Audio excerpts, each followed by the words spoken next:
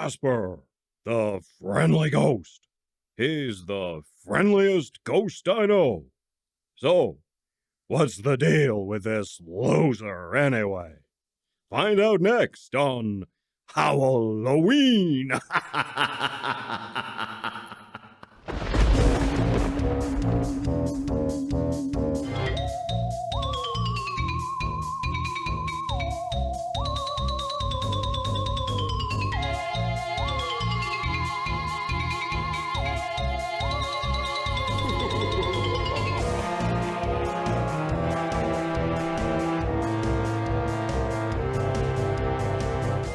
So, what's the deal with Casper anyway?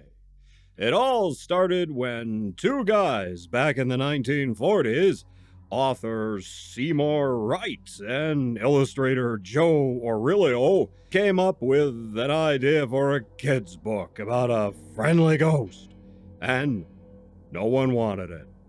Then World War II came along, and while Seymour was fighting for democracy, Joe sold the rights to Famous Studios, a subsidiary of Paramount Pictures. He sold the rights for peanuts, a mere $175. The pair never made another dime off of Casper.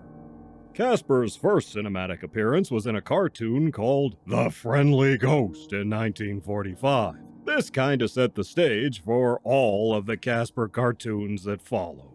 Casper is a ghost, but he doesn't want to scare people like ghosts are supposed to. No, his uncles, the so-called ghostly trio, and other ghost characters don't understand Casper and naturally assume something's wrong with him.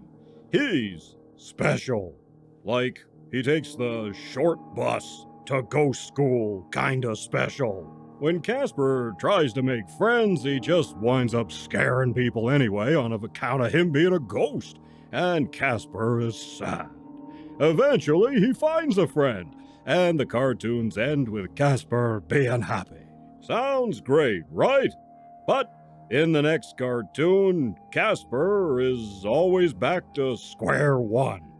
Casper wants a friend, can't find one because he's a ghost and scares people. Finally, he makes a friend. Yada, yada, yada. Rinse and repeat.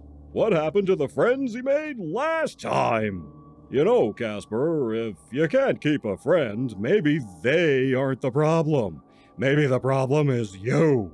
You're a ghost, after all, kind of forcing yourself on people in the world of the living.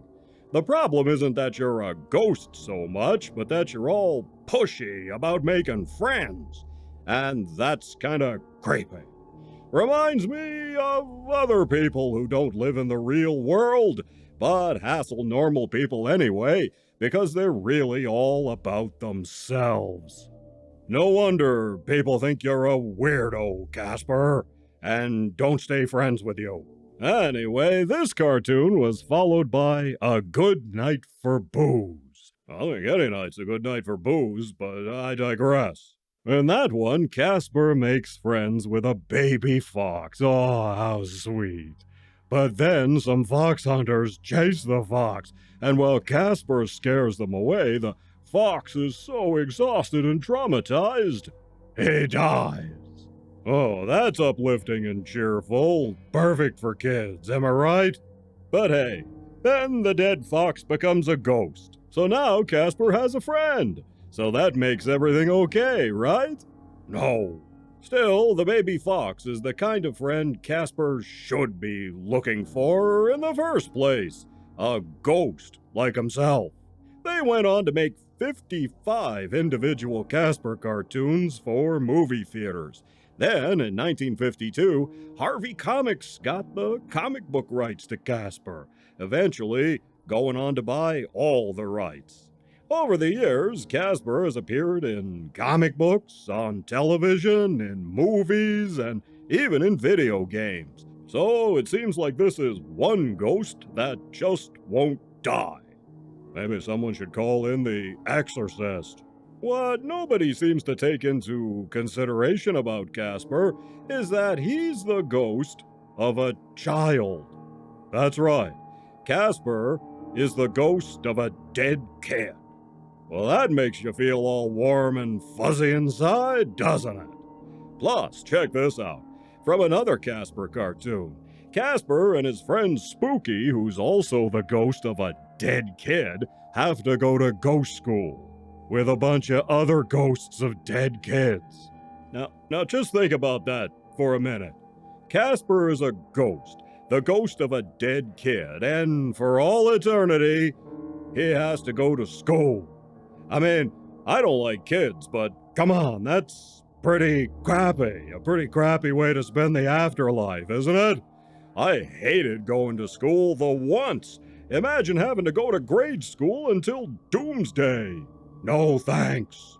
And Casper looks like the ghost of Richie Rich, too. Once you see it, you can't unsee it.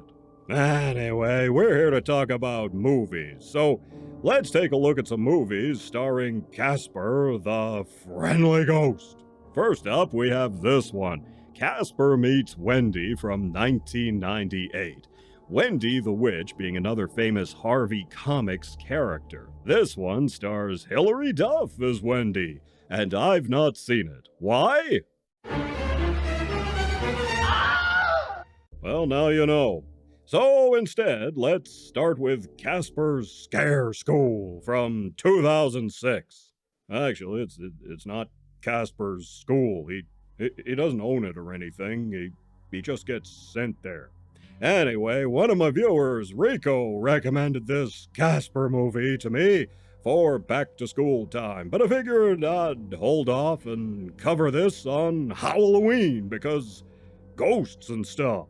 Casper's Scare School is a CGI movie aimed at kids via the straight-to-DVD bin, and is part of a series of Casper CGI cartoons, starting with Casper, A Spirited Beginning in 1997, followed by the movie with Wendy Duff, and so on.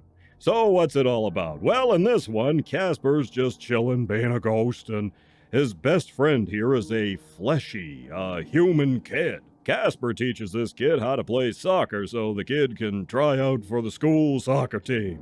But it turns out there's a baddie bad guy running spooky society, Kibosh, and he doesn't like fleshies. He looks like Oogly Boogly there from Nightmare Before Christmas, doesn't he?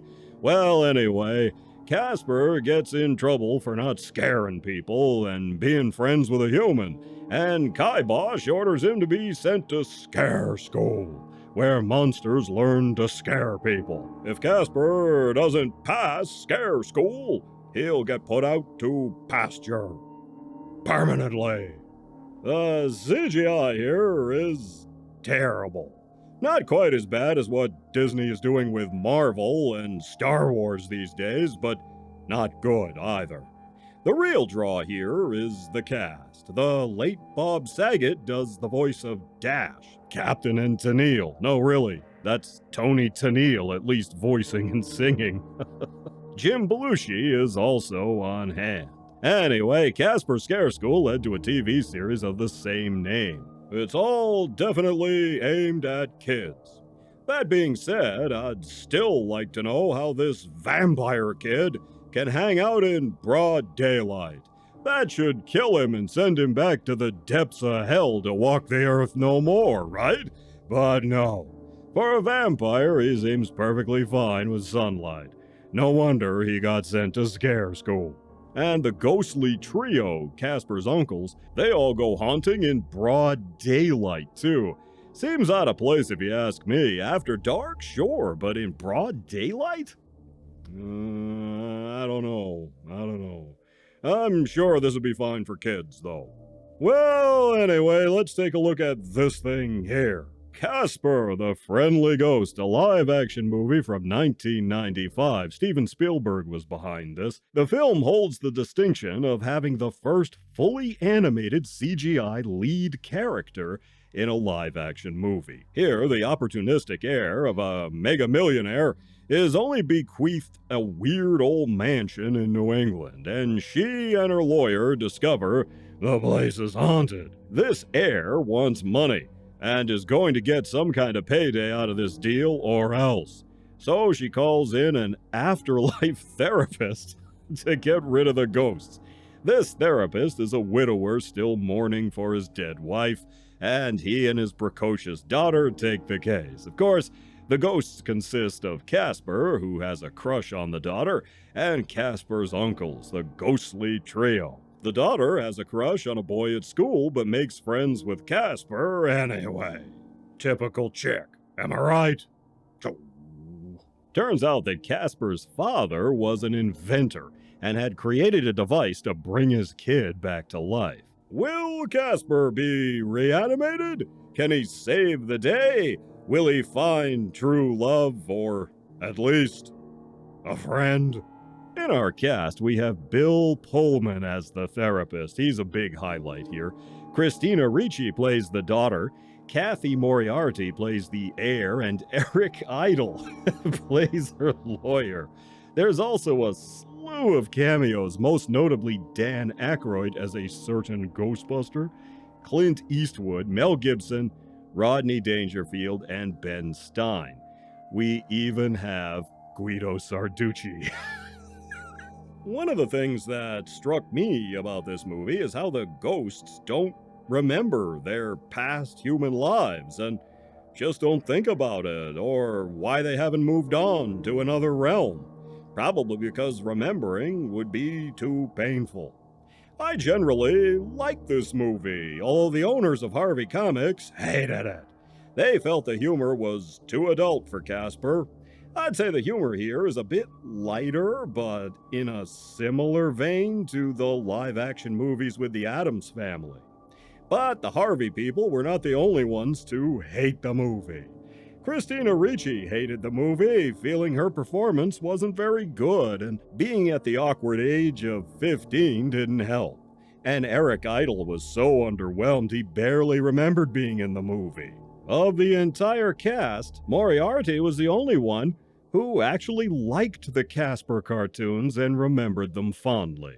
The cast is mostly great, especially Pullman. Where this movie goes wrong, I think, is that they just had to add this amazing secret lair the father had, which is completely overblown and ridiculous. I mean, it's fun, but they didn't need all that to tell a good Casper story, if you ask me, since all of the elements were already there to begin with, without all the secret lab stuff.